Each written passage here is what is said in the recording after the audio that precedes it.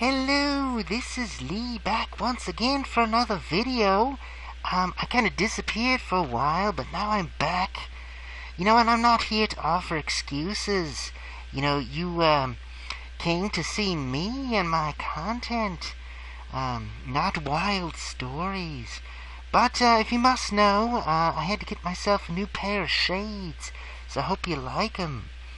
Of course, I'm not here to impress anybody, just to protect my optical receptors from your Earth-based paparazzi. Little joke there. So, I meant to come back long before now, but here I am, visiting many of your Earth persons, playing many video games, and watching many digital versatile discs, and so forth. But today I'm going to make a long overdue review of a movie that I used to hate. I used to despise. I used to not like it. But now I have a new appreciation, a newfound love, if you will, for a cult classic.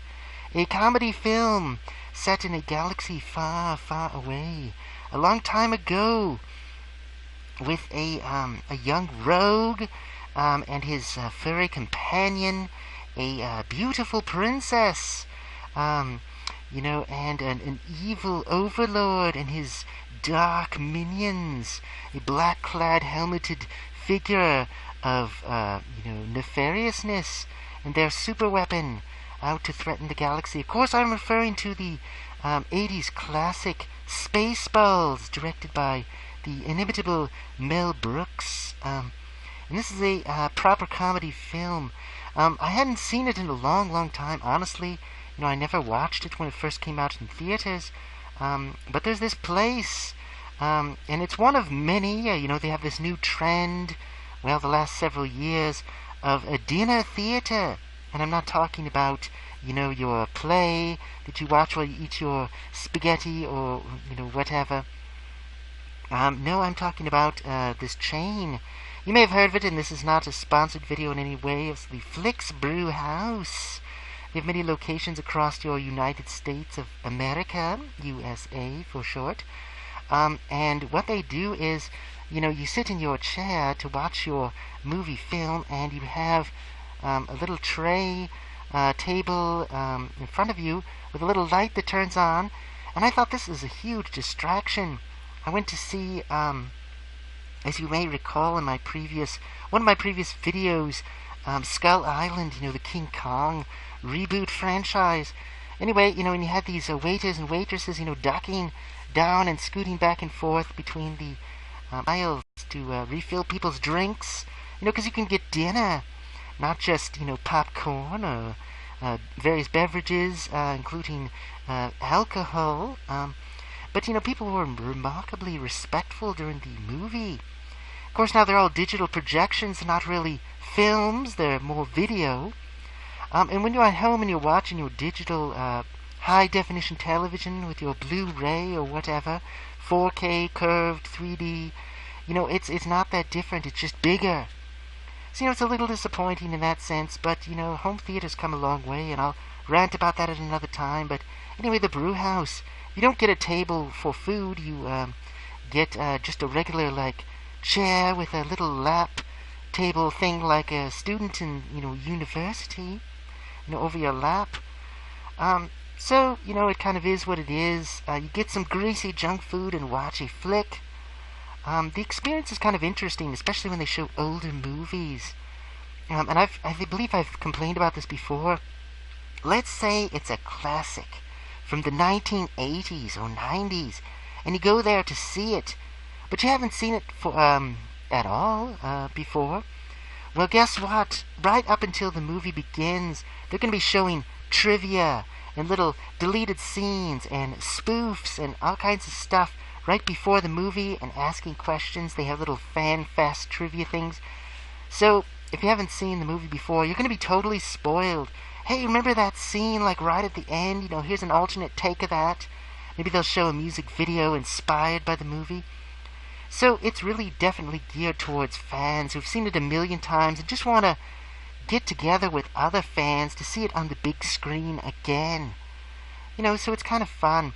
I definitely I think it's a special treat to go see a movie in the theater that I've only seen on small screen before. So, this is Spaceballs. Yes, Spaceballs, the movie. And because it was the Flix Brew House showing, they gave this swag, this merch, and you get it with your dinner. So you've got a little glass, collector's glass. You can see their collector glasses are pretty similar. They have the logo and it says, "May the Schwartz be with you." Yes. I'm not going to get into a review proper. And, this is a naughty, grown-up film, so, there's some off-color jokes. Here's one you may remember. So, hide your kids. Little functional gift there. And here was the little program. Not really a program, more of just a menu. They have, themed foods that you can order. I didn't get these, but, it's kind of fun. Kind of a little joke. Makes the experience a little more enjoyable. And they get these fake tickets, which are kind of like a glossy collector's item. So, a little bit of fun, a little bit of swag. But let me talk about the movie itself. Spaceballs. You see, the first time I saw Spaceballs, the movie, directed by Mel Brooks, I really wasn't the target audience. I was a small Earth person, and I was very protective of the Star Wars trilogy, especially Return of the Jedi, my favorite, from 1983. I'd seen these movies before many times, and how could they make fun of these wonderful, comedy films with another comedy film, a spoof, a parody, a farce, and all these jokes that went right over my small, underdeveloped head. Of course, now you can see my head is very well developed. And I'm the perfect person to see Spaceballs. And so are you, if you're one of these fans. And there's millions of you out there who have just gotten a little burned out with the Star Wars franchise. Disney Star Wars. People go back and complain. If you look back, George Lucas's Star Wars prequels made billions of dollars.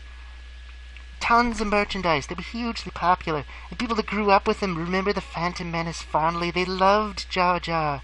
They wanted to be a pod racer. They loved it. But, people look back and they bash it now. And, at the time people said, well, it wasn't as good. It was so CGI, whatever. So people complained about the prequels. But then we get Disney Star Wars. We get this new trilogy, J.J. Abrams and Rian Johnson and whoever, I guess J.J. Abrams again. We've got Rogue One and all that. Well, I'm getting burned out. Of course, I was burned out long ago. The expanded universe just ran into the ground, repeating the same stories too often and then killing off characters and doing twists just to swerve us. And now they're doing it officially on the big screen again. So this movie was a breath of fresh air to me. I really enjoyed it. So let me get into the story of Spaceballs. For me, it was, I was offended a little bit originally because I thought, they're making fun of these great movies. These movies are objectively good, wonderful, and their jokes just aren't that funny. Of course, I didn't get most of the jokes because I wasn't an adult, a grown-up, an elder person. But now I get the jokes. I get the context, the 80s pop culture references, the political references, the, religious references even. Because Spaceballs, is definitely not a movie for children. It is geared towards adults. Adults who kind of put up with the Star Wars franchise and maybe they've had a little too much of it. But it's not mean-spirited. Supposedly George Lucas watched it and laughed. In the 80s, you had Weird Al Yankovic and all these, parody producers who were still, kind of walking a fine line because, various media content owners were trying to sue and trying to stop these parodies from being made. Even though ultimately in court, fair use, parody. You can make $1 million making fun of $1 billion media empire if you choose. Supposedly George Lucas enjoyed it. But Mel Brooks himself, does a great job, and there was some interview where he said, I kind of regret, all the Jewish jokes I put in there, because he himself comes from the Judaism, heritage. But then he said, but I wouldn't go back and change it. So, good for him. If you look back at his films, they're not politically correct at all. They kind of make fun of, racism and religious bigotry, and they make fun of politics. They make fun of everything. And, there's definitely a lot of adult humor, a lot of off-color, kind of dirty jokes, but it never gets too far, afield. A lot of it's just kind of a wink and a nod and a nudge. And apart from a couple instances of, profanity, naughty words, a child really wouldn't get it. They'd just be like, why is that funny? And just move on. So you get a spoof story, but the funny thing about Spaceballs is it's its own self-contained story. Yes, there's a lot of self-referential jokes. There's a lot of jokes about merchandising and about filmmaking, editing and things. But it has character, and they're actually likable characters and hateable villains. You've got the rogue character, Lone Star, and Barf, his dog, who is like the Chewbacca character. And so you've got the Han Solo and the Chewbacca, and they've got this camper, this RV, this Winnebago with wings instead of the Millennium Falcon, and they're out, going on adventures to get money. It's just fine. And then there's Princess Vespa, who's like the Princess Leia character, and Dot Matrix, who is her faithful droid, like a only female, explicitly female, like her nerd maid, like Broomhilda and Robin Hood Men in Tights. So you've got, a cast of characters. Then you've got the bad guys. You've got Dark Helmet, who is obviously Darth Vader ripoff, spoof, played brilliantly by Rick Moranis. He's kind of a jerk. He's a little guy, and he's really annoying, and he's kind of a lecher, and kind of a buffoon, but he's also evil. He's got a magic ring that shoots energy, and they call this the Schwartz instead of the Force, and he can corrupt testicles. So he can do that, and, they have a ship that can go at ludicrous speed, faster than warp speed and hyperspace.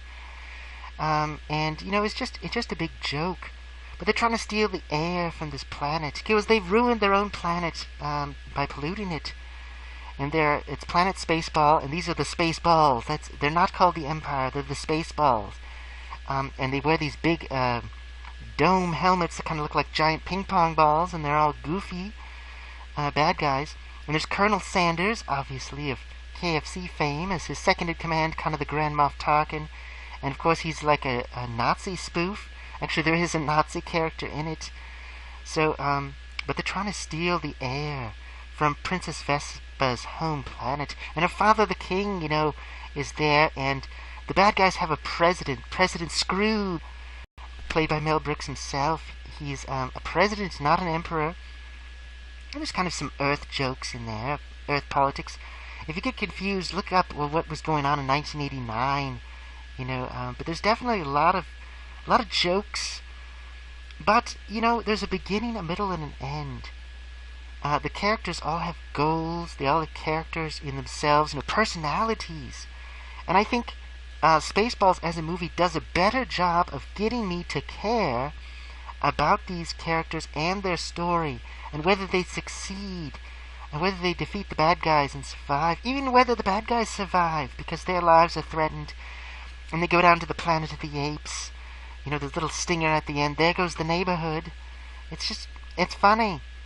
But they got me to care. Even though it's a spoof, it's a farce, it's a joke. It's not like the comedies that were made, much, much later, such as, Epic Movie and Superhero Movie and all that garbage. The scary movies. Some people liked the first two, but I thought they were junk after the first one.